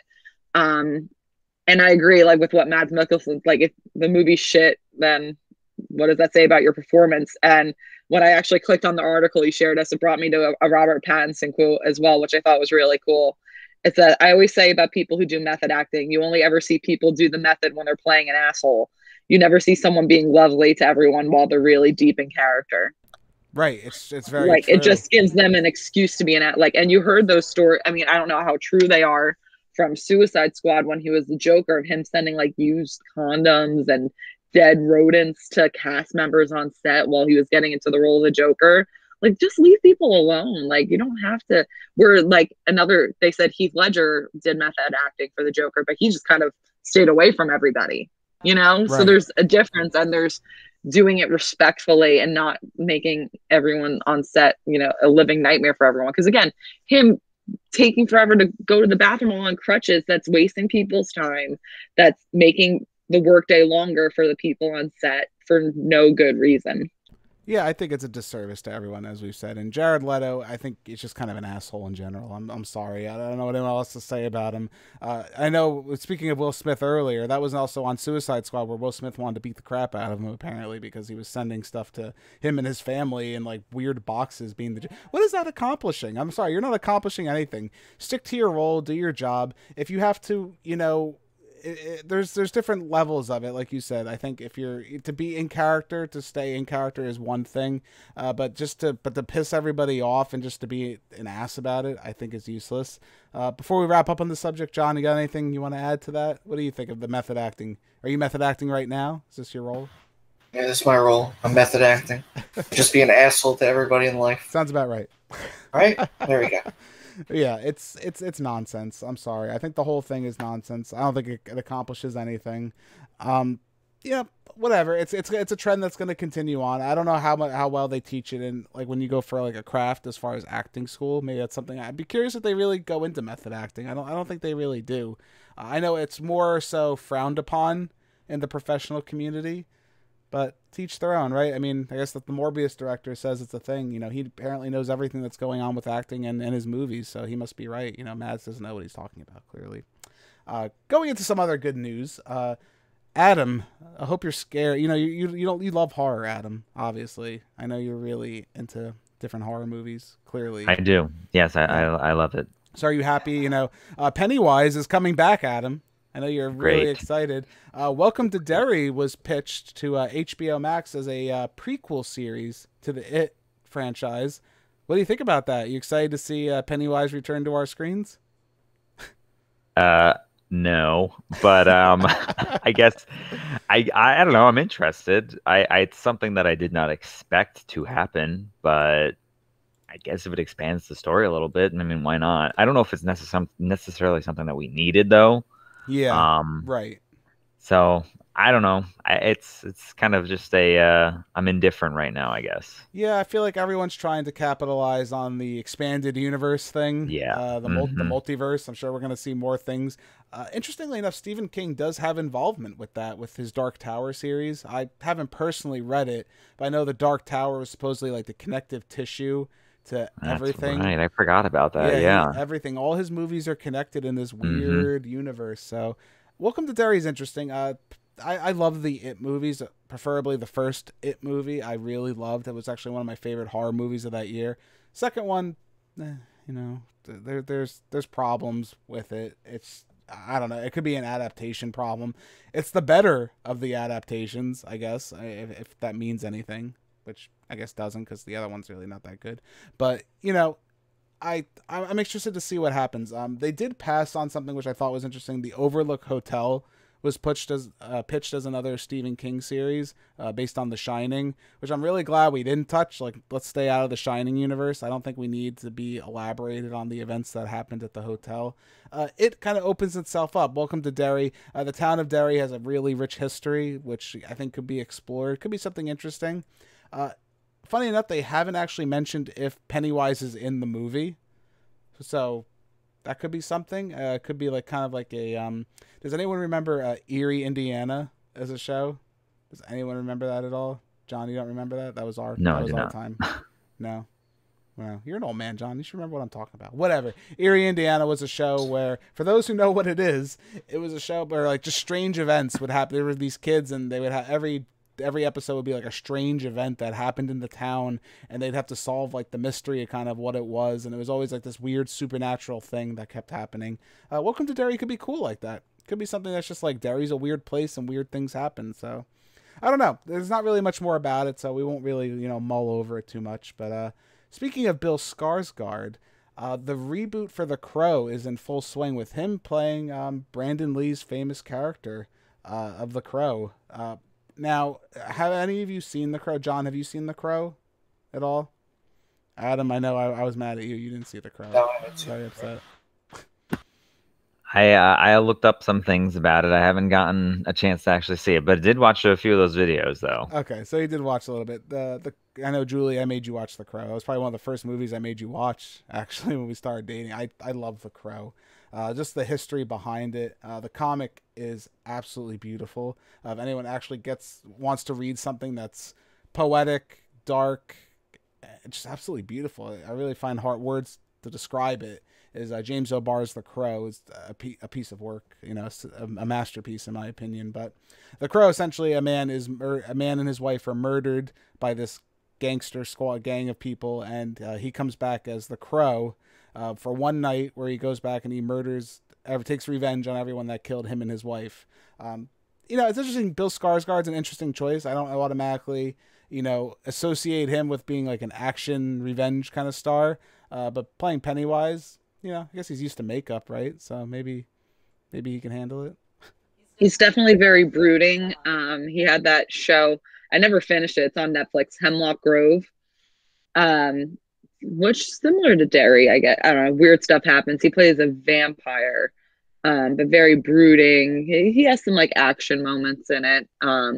So that was like the first connection I made when I found out he was being the Crow. Like, it's familiar territory for him, I think. Yeah, I think so. I could see him definitely. He's a very versatile actor, which we've seen in some of the movies he's been in. He was even in Deadpool 2 when he made that like brief appearance. Right, that was him. That was the Skarsgård. There's so many Skarsgård brothers. Yeah, it's really hard to keep track. That would spit stuff, I think. Right, the acid spit. Yeah, he was the acid. I think that was him. Yeah, there's a lot of Skarsgårds. Yeah, there's a lot of them. But I guess we should go into maybe the next thing then at this point, which is trailers. Everybody's favorite thing to talk about. What's new, what's coming out, what we should be excited for. So one of the Skarsgårds, Alexander Skarsgård, actually, is going to be appearing in The Northman.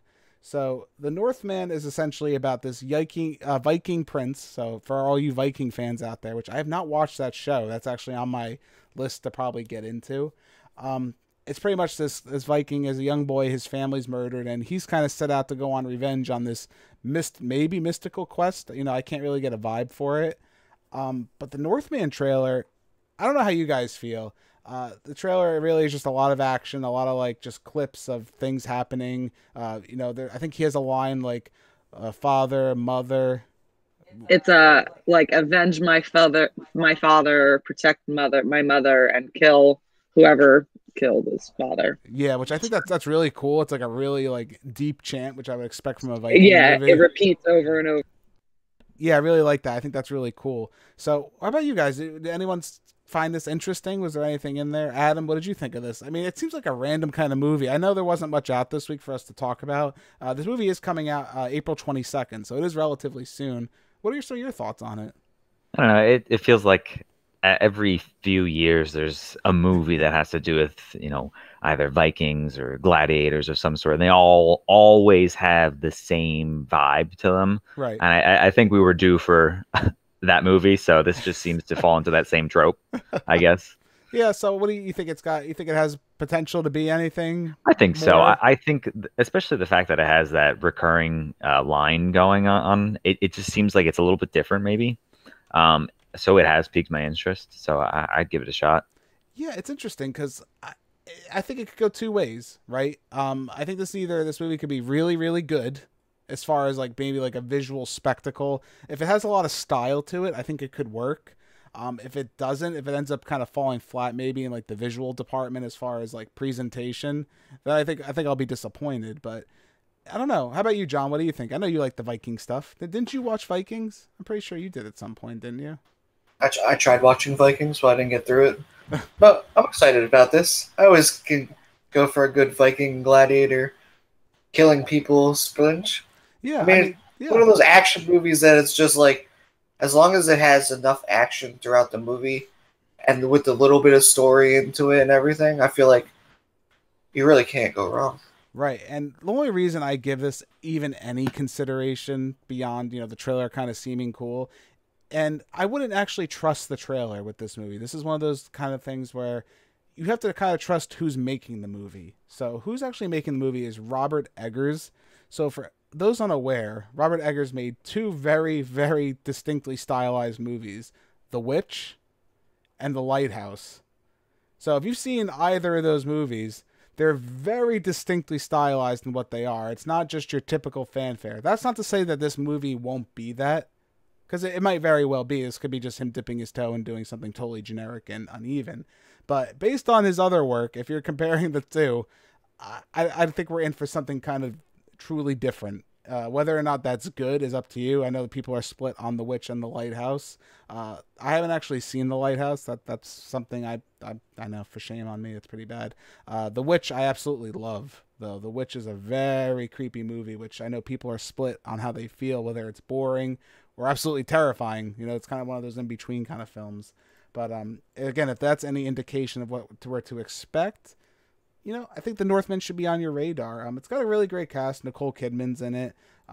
Just again, the style looks really cool. Especially if you're into Vikings, there's really no reason not to see this, I think, in my opinion. Yeah, that was the other thing I noticed, was that it's got a really solid cast. It's got Willem Dafoe's in it, Anya Taylor-Joy's in it, so and Ethan Hawke is in it as well. Yeah, it's the year of Ethan Hawke. Yeah, right. He's got that, Moon Knight, and then that other movie, that horror movie, Black Mask or Black Phone or whatever, where he's like that. Oh yeah, I remember that. That Joe Hill movie. Right, and that's actually another movie that was on my radar, which it got delayed, unfortunately. It was supposed to come out sooner. It's something. The word black is in the title. I want to, maybe not Black Mask, but I know he like abducts children and something. But like, I feel like we haven't gotten a lot of Ethan Hawke lately. And no, it's the Black Phone. You were right. It is, yes, it is the Black Phone. Yep. Okay. It debuted at one of the film festivals and was very well received. Incredibly, it's standing ovation. Pretty much similar to the work on Sinister that he did, Scott Derrickson, who I really do like him as a director. I think he, again, another visionary director with something different. It had a standing ovation at the film festival. Got delayed for whatever reason for a widespread release, so it's something to keep an eye out.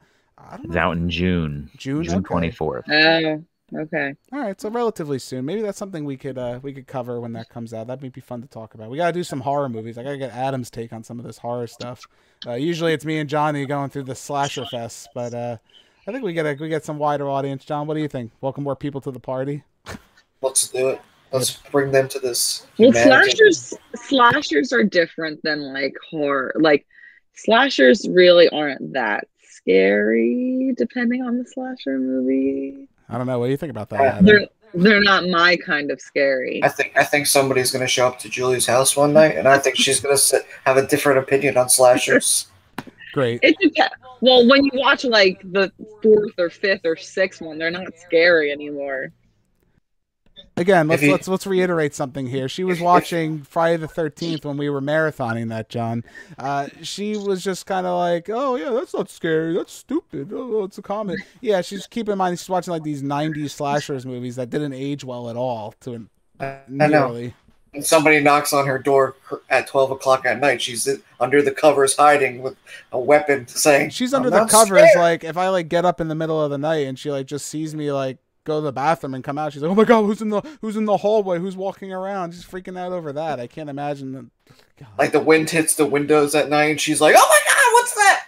Somebody's coming in." I'm talking like The Conjuring, Sinister, It, like that stuff's creepy. Miss Elevate. Oh yeah, Miss Elevated Horror. Elevated Horror. Elevated Horror. Ooh, horror snob. Adam's just scared of everything. I don't know what to tell you. Me and Adam can watch horror movies together. We'll do like 4 of us watch something and just watch me and Adam's reaction. I'd be down for that. Yeah. My issue is all the horror movies, they all kind of like blend together. Yeah. Right. Just because I don't know if it's just the fear and it's just like I just remember being afraid of this movie or something. So I don't know yet, but a lot of them, they just kind of mesh together for me. So I'm the person that watches them like behind my hands. Yeah, there you go. Yeah, I mean that doesn't help when you can't see the whole movie and you just have. But whatever, it's interesting. Horror I can't wait to jump into. I think that's always interesting. But going back on topic, we went from the Northman to horror movies there. Speaking of real life horror, Conversation with a Killer, the John Wayne Gacy tapes is coming out to Netflix. That's real life horror. Now, if you were to be afraid of that, I totally would understand that. They kind of bothers me. Conversation with a Killer, the director, he actually did the Ted Bundy tapes, which is a really interesting documentary where I'm the kind of person where I like my documentary a little more, I'm trying to think what the word is, maybe less opinion, more from the source kind of a documentary. And Ted Bundy tapes really did that, where you got to see into the mind of like how terrible this person is. Like you can tell somebody how terrible like a killer or a person is. Of course their actions are terrible, but when you hear the words from that person's mouth of what they did and how they reacted to different situations, completely changed it for me. And I think John Wayne Gacy tapes is going to be another one where it's one of these most famous killers, and we're hearing the voice of this monster come through in what looks to be an excellent telling documentary, which I always feel conflicted talking about because it's a true life event and I'm talking about this horrible thing. John, I know you're Mr. Real life over there with all the murders and stuff like that. You like that kind of stuff. What do you think of this? Did you watch the Ted Bundy tapes, and are you looking forward to this? Oh yeah, I watched the Ted Bundy tapes. I watch all this stuff. I love this.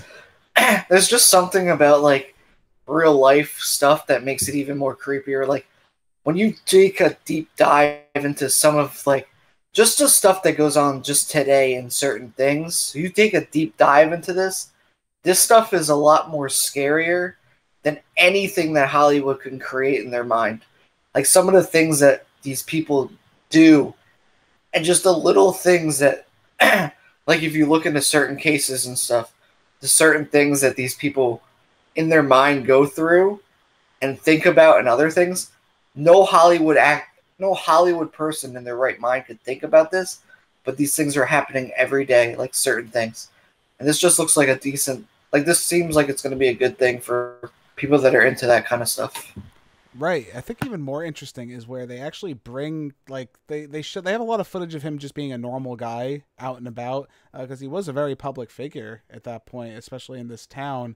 And for him just to be out and about, and then it's just terrifying. The footage. Why does he have to be a clown? Well, he worked children's parties as a clown. I love that people are afraid of clowns. It's my favorite part. Well, he's part of the reason why people are afraid of clowns. He really is. I totally get it. When I saw that, I got it. And just the carnage that he created. But again, being such a public figure, nobody would know. Like, I think he owned a construction company or something and was running for some kind of local office and was the clown party guy. Like, just crazy. And it's like that with a lot of Ted Bundy. He was charming, attractive. People never would have thought that he was capable of the things he could do. BTK was like a Boy Scout leader and a youth minister. Like, the way that these people are able to blend into society and commit these atrocious crimes. Like Kevin said earlier, it's interesting to hear, information from the source or hear them excuse what they did or continue to deny it. It's so fascinating. Yeah, true crime is one of those things, and I think now, Adam, I'm curious what you think as far as we bring awareness to this. A lot of people I've seen had the discussion where it's like almost we're celebrating monsters, and giving them more fame and notoriety with these kind of documentaries. What is your thought on that? Do you think we are doing that to an extent, or is it more of like an awareness thing? Because it's just sick in a lot of ways, but we do get entertained by it a lot of the time. I hate to say. I think it's a double-edged sword because yes, we are giving him the notoriety, but we're also, making his victims, we're giving them the light that they deserve too. Because, a lot of times, the actual killer, they are the ones in the spotlight, but there's tons of people that they matter too. Right. Instead of being victim number 1, number 2, or number 3, right. you're putting a name to that and just, letting people remember, like, these are the lives he took. I think a lot of people, I think in documentaries, it can be, just like, oh, he killed this person and they move on. The Conversations with the Killer series, if I'm just going by Ted Bundy, I felt like they kind of brought personality to everyone that was taken by Ted Bundy. Mm-hmm. And I'm hoping with John Wayne Gacy, they can kind of do the same thing and just bring to light just like the atrocity this monster was and the lives he took and the families he hurt. Because I think that's incredibly a shame. There's no it will, it definitely depends. I remember over the summer we watched the Night Stalker documentary on Netflix, which was really a compelling documentary, but it was one episode where it just opened with a black screen and just names scrolling past. And it was just to see the amount of names of the people that he victimized, that he killed. You're giving voices to those people. So, and Adam said too, it's a double-edged sword. As long as you're respecting the victims and you're trying to, heal some wounds there. Like I know John Wayne Gacy, I don't know if there was one victim who was still to be identified. I think they might have recently finally put a name to them. So like when you have those cases where families are still waiting on news of, their missing child or their missing loved one, if you can bring some kind of resolution to them by continuing to tell those stories, there can be good in telling, these true life horror stories. Yeah, it's not that we're celebrating it, but maybe like, history has a tendency to repeat itself. So in order for not to do that or not to be made aware of, red flags and things like that, sometimes these series are good for, to bring more, just bring a little more sense to people sometimes. But if you're interested in that, that the Conversations with the Killer is coming out on April 20th, available streaming on Netflix. That'll definitely be a day one checkout for me. It's something I'll be looking forward to. Now, the last trailer I want to talk about, I put this in purposely for one person. John, I put this in for you, man. I know you're excited to talk about this. Netflix is bringing us another anime adaptation, which I know is right up your alley here. Vampire in the Garden. All right, John, what'd you think? Is this your first one? Are you ready for this? I'm not ready for this. It sounds terrible. Sounds terrible. It's got vampires in the garden. Okay. The whole trailer, I just thought was terrible. You really thought it was terrible? Not gonna watch it. So what didn't you like about it? From someone who obviously hates anime, because that's clearly a thing. What did you necessarily not like about it? I'm just curious. I don't know. The whole thing seemed boring, and I just can't get behind the whole anime. I'm just trying, but they're not giving me anything to work with. Not giving me this crap to work with.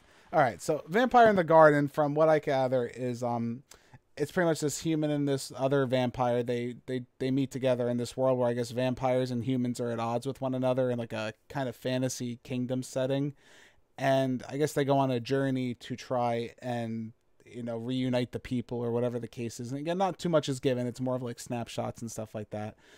Adam, what did you think of this? Netflix has been bringing us some anime lately. You think this is going to be a winner for them or something different at least? I think because there was another trailer that came out for another show that I was, or another movie on Netflix that came out maybe last month at some point, early last month. It's called Bubble. Oh, yeah. I don't know if you saw that one too. I did see that one. That looked interesting. Yeah. I'm okay with this Netflix trend that if they're gonna keep delivering decent movies, I'm okay with it. But in terms of this one, I'm not sure yet. I'm very picky with my anime, so I mean, you have to be to some extent. There's so much out yeah. there, and what comes over, what's selected.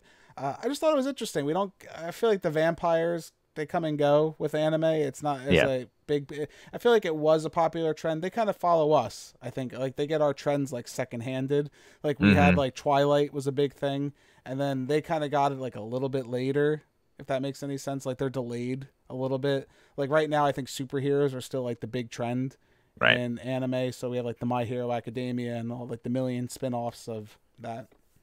But I thought this was, I don't know, I thought it was kind of interesting. The animation looks beautiful from what I could tell. Absolutely. I can agree with that. It does look very nice. I always like a good vampire story. I think I feel like that we don't get enough.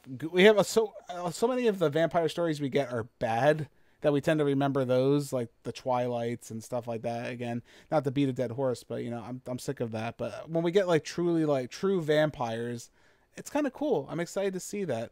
I think there was that other anime, Mars Red, I believe. Me and Julie actually started watching that, and that was really cool. That was something I definitely want to continue, which it kind of gave me some similar vibes. Julie, is this something you would want to watch at some point, or you don't know? Want to see what happens? I'll see what happens. I love a good vampire story. I'll take any vampire story. I enjoyed the Twilight movies as bad and books as bad as they are. I would probably turn to Mars Red over this. It's a vampire story. It also seems like a story that's been done before, so getting some star-crossed lovers vibes. I like the star-crossed lovers kind of thing. I think that's kind of cool. I don't mind it either. It looks too corny. Which anime tends to be, yeah. True. I'd rather watch Mars Red. All right, if I'm looking for an anime vampire story, I would probably turn to that. Yeah. It seems to have more action, more, I don't know. No, I know. It's a wait and see. It's a wait and see. Yeah, it's tough. Anime is such a commitment, like Adam said, where you got to know what you want to watch at that point. It probably won't be a day one for me. Yeah. Just because I'll probably wait to see how other people react to it. I don't know. That's just how it is, unfortunately, with me. No, it's true. Sometimes again, I think anime can be such a large commitment, especially, I don't know if this is like a one and done series or if it's a bigger, broader series where you have to choose what you invest in. Like John over there, he doesn't want to watch it, which I kind of get sometimes when people say like, I don't want to watch anime. It could be a big investment regardless if you like it or not. It's just a lot of time sink that you have to put into it. Well, sometimes they're like 16 episodes long. 16, I don't want to watch too many. I don't want to watch 16 episodes of crap. 16. That's nothing. I know what he's talking about over here. I don't know. We'll see what happens with it. You got Attack on Titan, final season part 4. Yeah, we didn't even talk about that. Attack We're on Titan 3 episodes behind now. Yeah, Attack on Titan did just wrap up, and now we're getting the continuation of the final season of Attack on Titan, which is very disheartening because I thought it was going to be the end. Me too. Gotta wait another year, guys. Another year. Winter, right, of 2023. That's the estimated. They said 2023. People are predicting winter for Attack on Titan. The anime of the century, and honestly, in my opinion, it's been blowing me away nonstop. They got to stick the landing. You're making me nervous though. You keep pushing it back further and further, but we'll see. The creator's directly involved. He had some things he wanted to do with it, so we'll see what happens with that. Don't want to go too off topic with that, but Attack on Titan, check out Vampire in the Garden if you like vampires, you like love stories. That might be something here for you. Check it out. Comes out May 16th on Netflix. So before we wrap up the episode, there's one last little article I want to talk about, which will get a little discussion going, just real quick here. Michael Bay has shown up saying he should have stopped making Transformers movies. He recently did an interview saying that he actually did regret making, after the first couple Transformers movies, he said, the first one was scary. It was technology we didn't know would work, and then it became very successful. It was the first time digital effects were highly reflective, so it broke a lot of new ground. It was a fun experience. It made more than $709 million. That's a lot of movie tickets, and a lot of people have seen it. I saw then he went on to say, hold on, I'm going to bring up this is. He said, I made too many of them. Steven Spielberg said, just stop at 3. And I said I'd stop. The studio begged me to do a fourth, and then that made $1 billion too. And then I said I'm going to stop here, and they begged me. I should have stopped, but they were fun to do. That just sounds like Hollywood in a nutshell, doesn't it, when it comes to series? The Transformers are obviously, I mean, even after the first one, I think there was definitely an argument to be made they should have stopped, especially when some characters started rotating out, and there were some logic issues with the series just in general when it came towards the end. Now, what that spawns to me is now, do you guys have any series that you think should have stopped while they were ahead? Is there any like movie franchise or anything like that where you think they kept on going when it really should have ended at some point? Could have ended maybe sooner. Jurassic Park. Jurassic Park is a good one, John. Look at, he was ready. He was like locked and loaded with that, and I didn't even ask this before we started this discussion. So he took the best answer. He did. There's another one, but yeah, okay. So Jurassic Park. Now, where do you think they could have stopped, John? Now, it's easy to say the first one, but let's say you had to at least have like a sequel or two. Where do you think they could have stopped after? All right, then we could have stopped after the second one. Yeah, because the third one's just garbage. Yeah, I agree with you. Garbage. Yeah, third one going on seems to be kind of rough there. So we could do a 2 and done. That's not bad. 2 and done's not so terrible. No, not at all. Dinosaurs didn't live that long. Come on. He's right. He's got a point. Yeah, again, Transformers is another easy one. I think after, I want to say after Transformers, the second one was that Revenge of the Fallen. Is that the second one? I don't remember. You didn't even have that crazy Shia LaBeouf college like tweaking scene. I don't even mind it because it's just so insane. And knowing who Shia LaBeouf is as a person, I think it's hilarious now. I really do. I think, yeah, you could have stopped there. I mean, 3, I guess, was like the logical point if you want to look at it from a story context for as far as Michael Bay. I think they kind of tried to wrap up the story as best they could in 3 movies, maybe. Really, honestly, after the third one, things are kind of blurry for me. I don't really remember. The only thing I remember is Bumblebee, which he wasn't a part of, which is totally different. And dude, they killed off my favorite Transformer. What, Jazz? No, Ironhide. When did they kill Ironhide? 3? I thought it was the second one, actually. Is it the second one? No. I think so. Didn't Josh Duhamel drive Ironhide? I don't remember. Yeah, I'm pretty sure he did. Time to Google. Good old Google here. Transformers interesting series though, where I feel like he kind of missed out. Like, what was the point of Transformers? Like, Michael Bay had like the majesty of the characters. Like, when you see like them transform, that's incredibly awesome. No matter what you want to say about these movies, but seeing like all the gears shift and everything like that, seeing them go from car to robot, that's absolutely cool. And he always found like inventive ways for it to happen, especially when they would like roll on the ground, like they would roll into a form, or like it always made sense the way the pieces moved, which I think that a lot of credit has to be given to those series. Where they really falter was really the 2 big things a lot of people say. It's the human characters, which are absolutely annoying, tied over there with just the Michael Bay-isms that are in every single movie, whether it's the hot, overexposed, slightly too young girl to the sun setting shots. Every scene has a sun setting shot or a spinning camera or something crazy. Like, if you're a Michael Bay fan, you might like, but overall, I think it really damaged the series. And then logic was just thrown out the window by the time we got towards that Age of Extinction and The Last Night, which I don't even remember. I just know Mark Wahlberg. I'm an inventor. I invented a bunch of stuff. It's Mark Wahlberg. Hey, guys. That's all I remember. And that was clearly a paycheck movie for me. I mean, he had to have done it for that. There's no reason he'd be in that otherwise. I completely forgot that this was one of the movies, but it's the Dark of the Moon. That's when Ironhide died. Oh, I completely forgot about that movie. I think that's the movie where I fell asleep in the theaters. Oof. I'm not like, action's great, but those movies like made me hate action movies for a very long time, because I would get just so fatigued when you have like 40-minute just nonstop action set pieces. And like, you get to the point where you don't even know what's happening anymore. That's the problem. That's my problem. That's more of the problem, where you can't discern one action from another because it's so congested on the screen.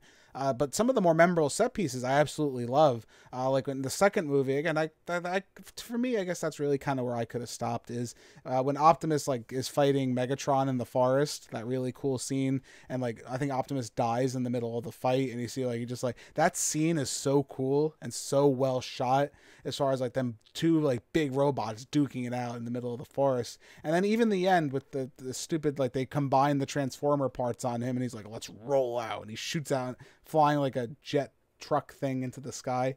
That's incredibly awesome. It's just the other stuff in between is where I kind of fall apart, where you have soldiers shooting at robots knowing they can't do anything to them.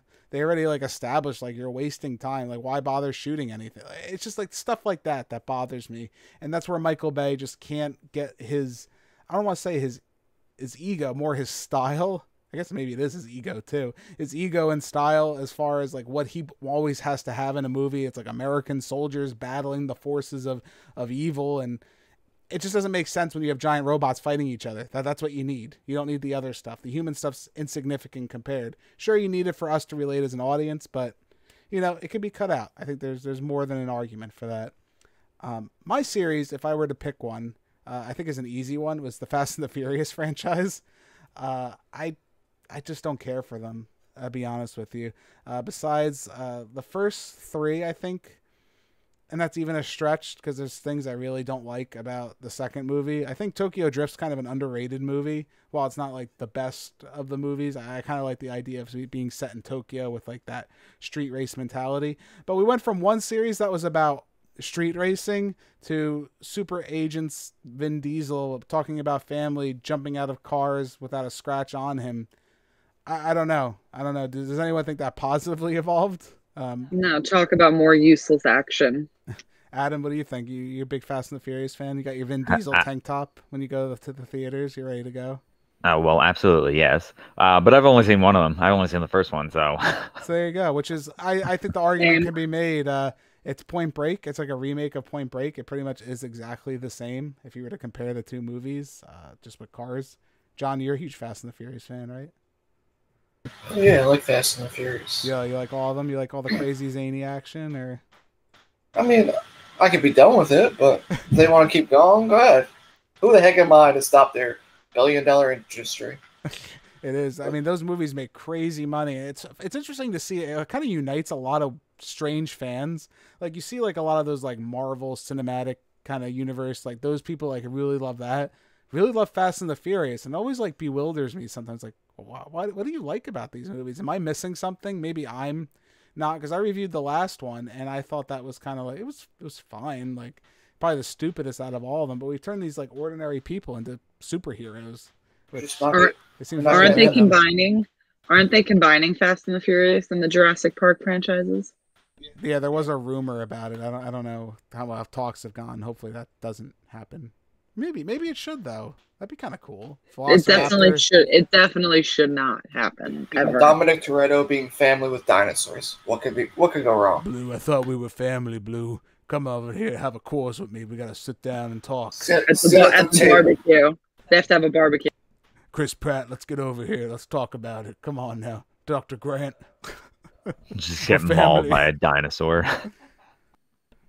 I would like to see Vin Diesel get eaten by a dinosaur. You've heard of American muscle? Let me show you dinosaur muscle right now. Rides in on a T-Rex going into like to fight like, I don't know, Jason Momoa, who I think is in the new one. Jason Momoa on top of like a Triceratops with like laser beams on the side of its head. Oh, it's happening. $2 billion ideas coming out of your mouth right now. I'm just like, just pay me at this point. Just dinosaurs exploding everywhere. It's crazy. Just imagine the chaos and fun. And have Michael Bay make it. Let's just go. Might as well. Just throw it on top of it. Oh my God. You throw Optimus Prime in here, we got it. Thing. Yeah, no, I agree with you. I think it's insanity on steroids right there. Now, is there any other franchises you guys can think of that were like, you think it could have stopped, like you had enough, like you didn't need maybe that one more movie that showed up, like, you know, it could have cut your loss while you're ahead? Yeah, the scary movies. Yeah, scary movie. That's an interesting one. And how many scary movies are there? Is there at least like 4? But then there should have been 2. What's worse is like the spin-off series. Like they had like action movie and date movie and every Meet the movie Spartans. movie. Meet the Spartans. Yeah. So like that I think made it even I actually liked the Scary Movie. Scary Movie 3 was peak Scary Movie comedy right there. It was a weird trend that happened during like the late 90s into the 2000s where we had like these parody movies which you don't see anymore. I kind of like them. They're tongue in cheek, you know what I mean? Like you shouldn't really be taken too seriously. But Scary Movie, I think out of all of them was kind of like it was funny because like Scream, the movie Scream itself, which is what they're sort of loosely based on, is already like a social commentary on horror movies as in general. And then you have Scary Movie, which is a commentary on Scream on top of another commentary. It's pulling an Inception here. It's a dream within a dream within a dream here. I think they're cool. I think they're fun. The first three are good. Like Julie said, I think beyond that, they got a little carried away. Like what worked for Scream doesn't necessarily work for like Date Movie, and that Meet the Spartans one was terrible. I think there's a Twilight one that's like that too. There's quite a few where they just like, no, why you just made these to make a movie just to capitalize off the name. I think at some point they were interesting series nonetheless. How about you, Adam? Is there anything you just like you had enough when you were watching something like no more? See, I've always thought about like, because obviously a lot of movies are based off of like books. Right. So then you have like a bunch of book series. So for example, like Twilight, I've always wondered like, obviously the movie, if it's not doing well, are they just like, well, we're committed now. We have to go through all of the, the rest of the series. That happen? Like now, let's talk about like Percy Jackson was a good example of those movies. Yep. Which is a tragedy, and at least it's getting second life. Absolute tragedy. It's getting a second life on Disney Plus. So rejoice, everyone! We're gonna have another shot at it. That they got I don't know how they got a second movie out of that, and maybe it's like you said. Do you think they were just like, well, let's try it one more time and see what happens? Like, yeah, like I'm so curious. But I mean, between like Hunger Games, Divergent, all of those movies, it's like, why? Well, they never finished the Divergent movies. Oh, did they not? I didn't know that. They did. I don't believe so. I only read the first Divergent book, which it's you get to that point, especially when it comes to like those teen fandoms where when Twilight came out, well, that Divergent's more of like a Hunger Games spin-off type thing. Like you just are saturated with that type of storytelling. So like, I don't think they finished the Divergent. I think they made a second movie. I don't think they made a third movie from that series because it was awful. The books weren't even that good. Like I remember liking the first book, but now thinking back to it, it's really not that good. It's a Hunger Games ripoff. Yeah, no, I wasn't too much of a fan of that. I mean, a lot of the YA series had like a start, and very few of them had a finish. I know Maze Runner was another one where I think Maze Runner was able to finish somehow. Even though they had I think they had a lot of tragedy on set too. Or what's his name? Well, because Dylan O'Brien, he got really hurt at one point during filming. Like a severe back injury, which almost like and head injury. Yeah, I know it was bad for him in that film. But the thing with the YA stuff, like Twilight, those movies are what you want to say about them, but they made a ton of money. People were going out to see them like crazy, myself included. Hunger Games as well. The Hunger Games movies are not that bad. But again, people are going out. I never watched the last movie. Yeah, but I also that was my least favorite book. And then you got into the thing because Hunger Games did it, Harry Potter, Twilight, where the last book became 2 movies. So they're profiting off of splitting up their story that way. It sucks though. I mean, I feel bad for fans of those franchises, because you never really get a clear conclusion. Even if you like, say, like putting the book aside for a second here, like if you really liked like the Percy Jackson series, you never got like an ending really to it or anything like that. Like you just kind of got this like 2 movie shot, and it's like, whatever. We're not gonna do this. But the difference is like that those movies had nothing to do with. Barely anything to do with that. Right, but I'm saying if you're a fan of there's still material to be covered, to be enjoyed. Right. But I'm saying if you're a fan of just the movie, putting the book aside, I guess it's disappointing. I would say, I mean, even if you like the movie, because there's some kids, it's interesting to look at too, where you have people like they grew up with those movies. We're older now and we can be like, oh, that's terrible or whatever like that. There's some kids where they grow up like maybe that's like their favorite movie. Imagine like someone's like, oh, that Percy Jackson movie, I love that movie. As a kid, I used to watch it all the time. I wonder whatever happened with that. They'll never know. You'll never get a continuation. Well, we're getting another chance. getting another chance. I'm just saying, as far as continuing the series, it Well, can be yeah. a shame sometimes. You always wonder, like, whenever they pick up a series, I feel like Hollywood loves to test the waters, right? They just dip their toe in, like, well, we can make one movie and we'll see what happens. If this blows up, great. We got a zillion more we can do.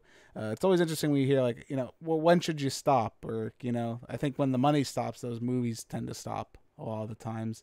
And none, like I said, look, none other than the YA craze of that 2000s there, where about every young Hunger Games related novel or whatever was getting made into a movie at that point. You wrote it, it got made into a movie, TV show, anything like that.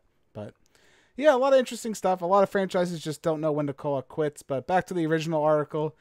Transformers should have stopped a long time ago. Bumblebee is a fantastic movie, though. You should definitely watch that. I don't know if anyone else feels the same way about it. I really enjoyed that movie. And I know there's another one, the new Transformers, like Beast Wars, is coming. So it's something to look forward to for you Transformers fans out there. Oh, boy.